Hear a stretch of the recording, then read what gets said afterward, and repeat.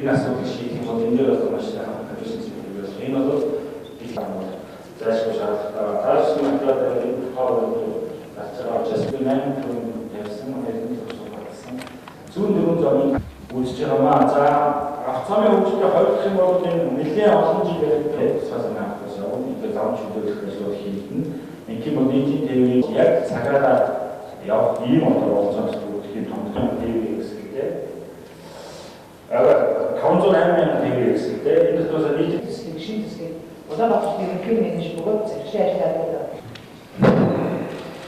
За Монгол Улсын зөвлөлт гишүүд бас албан хашид ирсэн байгаа. Тэгэхээр одоо асуулт хариулт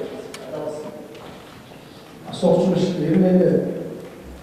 Илэн байгаа орос улсны бид яаж зүйлс энэ тоогоосоор болохын тулд бас нэг улсын хэмжээ байна.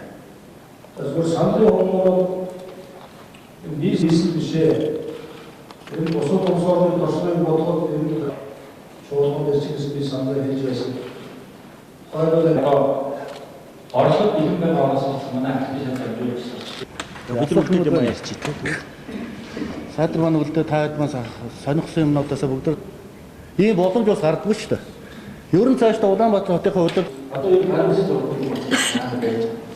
Энэ өдөр 13 сая төгрөг байдлаар болгосон зэмч хамгаалал.